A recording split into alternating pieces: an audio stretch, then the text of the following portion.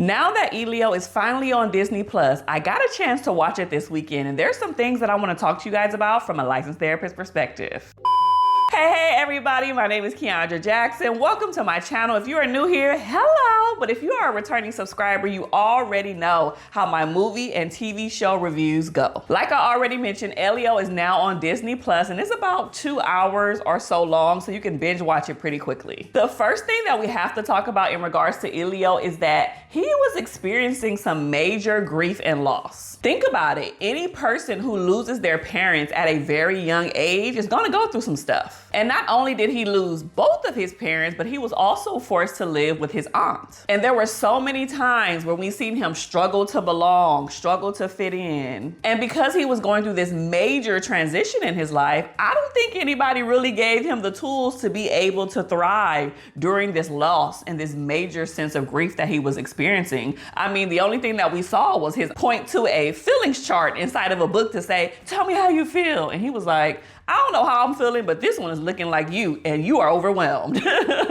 And we saw Elio experience a lack of love. He felt like nobody liked him, nobody wanted him, and he was even picked on a lot by the other kids, which leads me to the second thing that I want to talk to you guys about, which is rejection. He experienced so much rejection at home and in the universe. He experienced so much rejection to the point where he didn't even want to be on Earth anymore. He would rather be with the aliens. And I'm talking about this was a deep longing to be with the aliens, the deep longing for outer space, a deep longing for something different because he didn't fit in here. And even though there were so many times where he didn't fit in, he tried very hard. He tried so hard to fit in that he wound up being somebody that he really even wasn't. Hello, the Earth's representative. He was a 10-year-old or less child trying to be the Earth's representative, like he was the leader of Earth. And he tried to put on that role, put on that facade, put on those skill sets that he wasn't equipped to handle. And it made me think about real life and how we put on these masks as the strong one, the fixer, the face of the family. We put on and we take on all of these roles. And sometimes it's not really necessary, because what we really have to do is just be our true, authentic selves and realize that that is sufficient and that is enough. And before we move on, it has come to my attention that only about 4 to 5% of you guys who watch my videos are subscribed to my channel, and we need to get that number way up. It would mean the world to me if you are enjoying this video or any of my other ones to just press that subscribe button and turn on the notifications,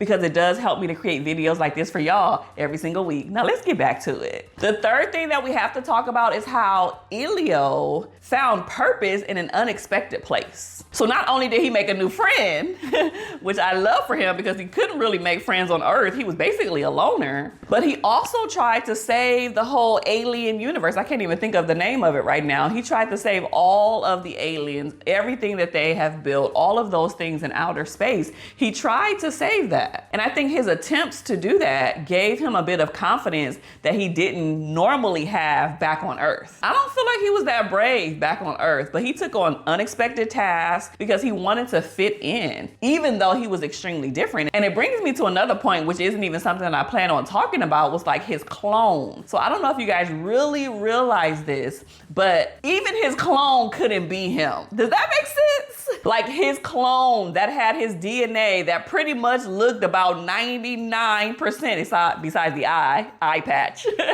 Besides that, looked like him to the T, but his mannerisms, his personality, his attitude, his likes and dislikes did not match Elio's. So this speaks to the power of being your authentic self no matter what. Even your doggone clone can't even do things the way that you would do things. And I think this is a lesson for all of us as well in the real world, is that no matter what is happening, no matter what is going on, lean into who you are. You may be quirky, you may be different, you may be silly, you may be serious, you may be too tall, you may be too short, you may be overweight, you may be skinny. Whatever it is for you, you're going to find somebody who's going to rock with that. You're going to find someone who's going to enjoy that very thing. You're going to find someone that you gel with in a crowd, in a group that works well with you. So you don't have to fit into mainstream society or fit into what other people deem as normal. You just need to do you, boo. And my final thoughts on this is I know that there was a lot of controversy around this movie because they felt like, well, we felt like, or people felt like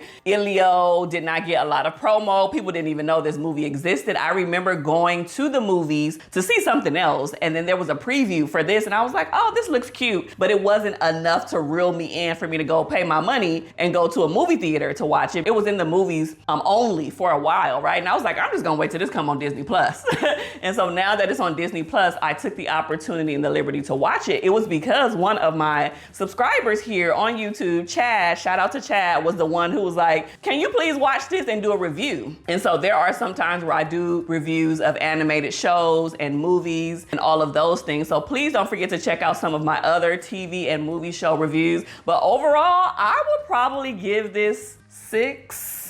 It took a lot for me to watch this, and I enjoy animated movies and shows. I love a good cartoon. I love a good movie, okay? But I was pressing pause. I was getting distracted. I was twisting my hair like this. I was doing so many different things. So it took me way longer to watch this movie because it couldn't keep my attention for some reason. So even though there were good themes throughout this movie, it wasn't enough for me to be like glued to the screen. So thank you so much for watching another review on my channel. Please do not forget to like, comment, subscribe, hit that notification, and I will see you next time. Be blessed.